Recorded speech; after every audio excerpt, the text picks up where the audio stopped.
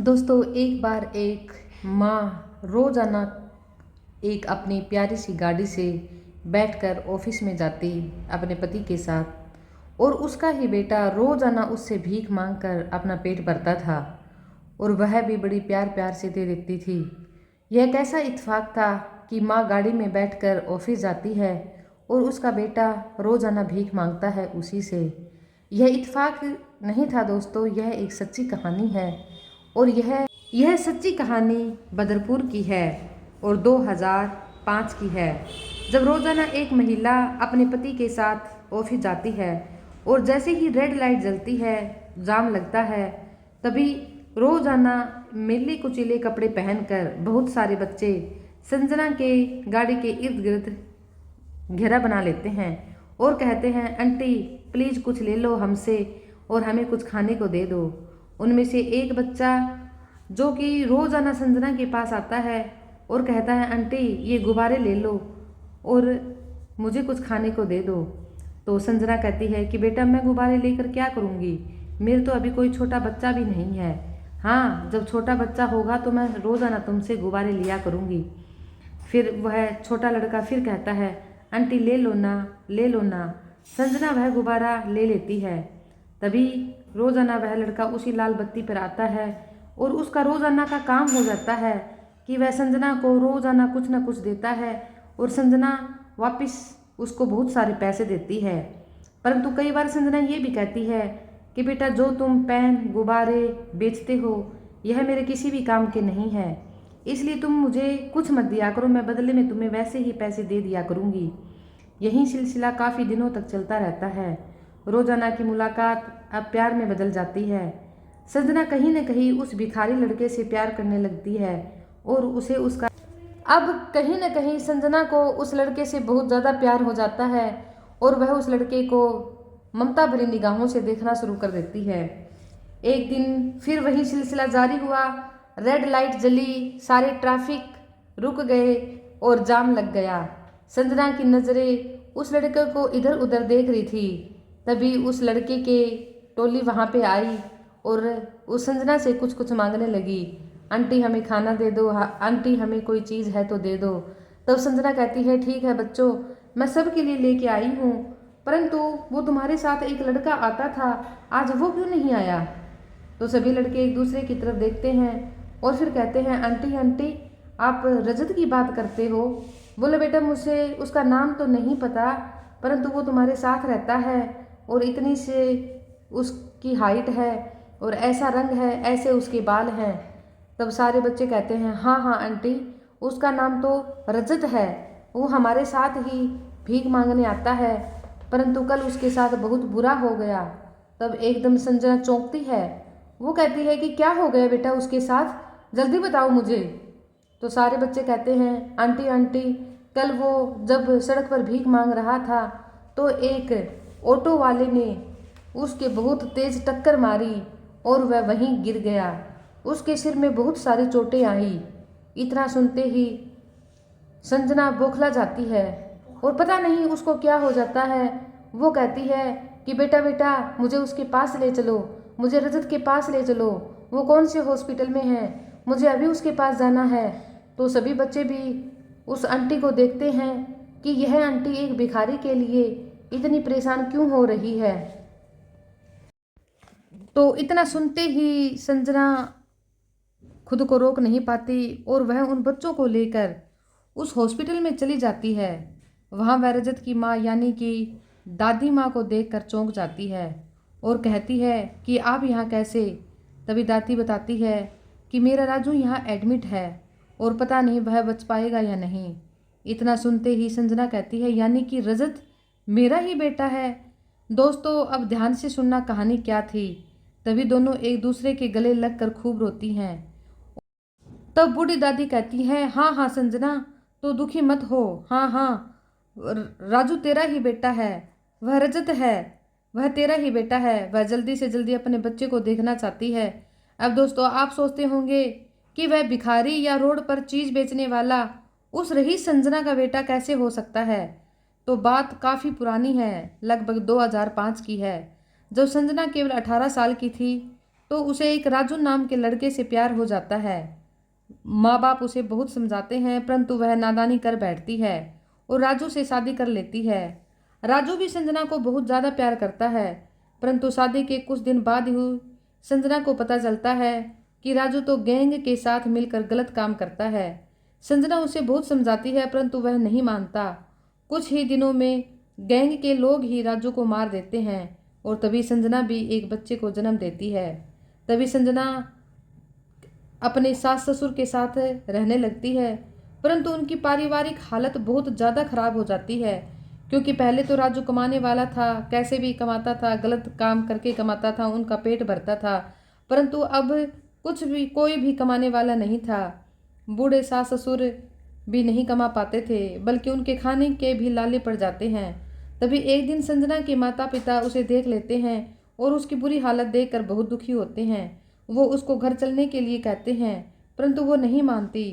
परंतु जब उसके सास ससुर उसको समझाते हैं कि बेटा तेरी उम्र बहुत छोटी है, अभी 18 साल की हुई है और तू पढ़ी लिखी अच्छे परिवार की है, रईस परिवार की है, अभी तेरी पूरी जिंदगी है, तू हमारे साथ रहकर अपनी ज़िंदगी बर्बाद मत कर।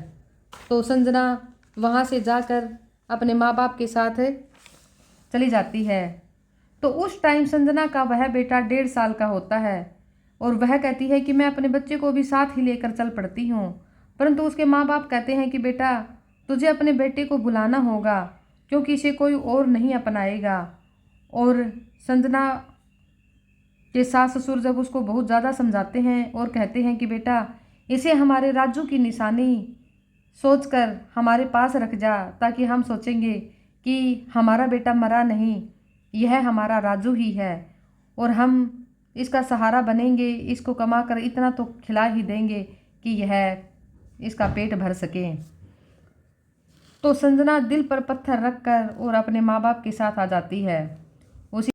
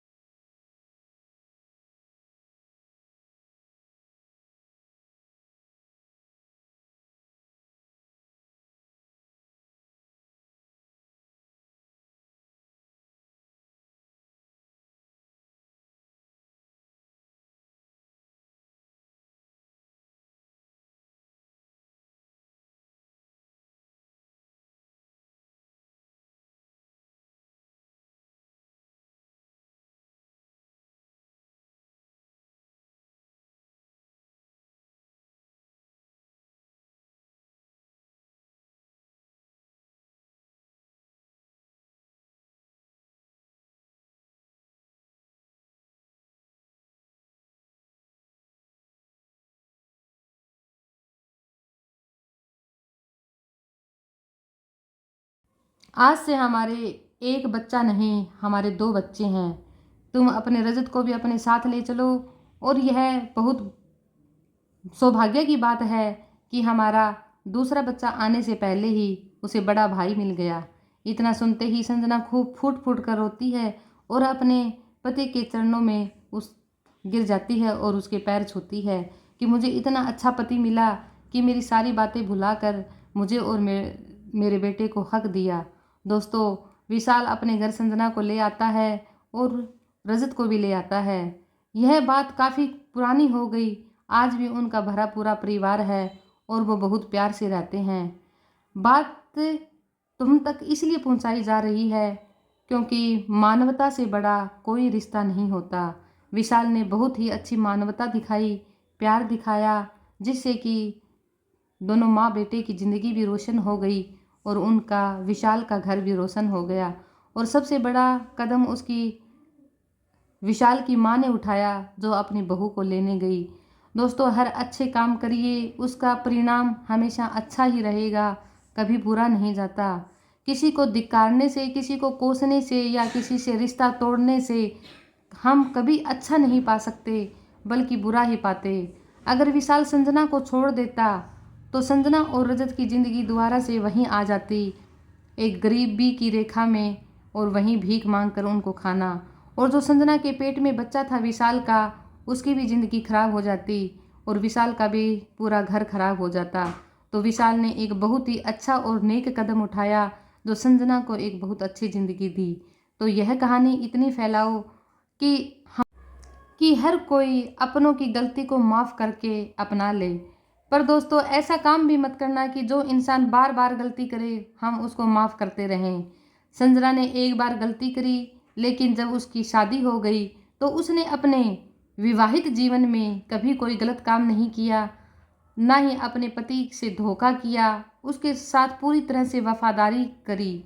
इसीलिए विशाल का दिल पिघल गया और उसने संजना के जो भूतकाल की गलतियां थी उसको भुलाकर एक अच्छा काम किया।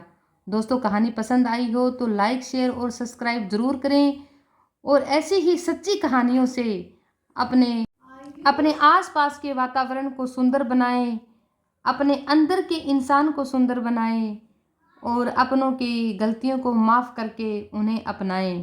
क्योंकि किसी का कुछ नहीं पता होता, यह ज़िंदगी किसकी कितने वक्त की होती है, पता नहीं कब हमारा आखिरी मुकाम आ जाए। तो हर दिन ऐसे जियो, खुल के जियो, अपनों को माफ़ करना सीखो, अपनों से प्यार करना सीखो, गैरों से भी प्यार करना सीखो और किसी की निंदा, किसी का कोसना, किसी पे बेवजह से लांछन लगाना, ये अपनी ज़िंदगी से दूर करो।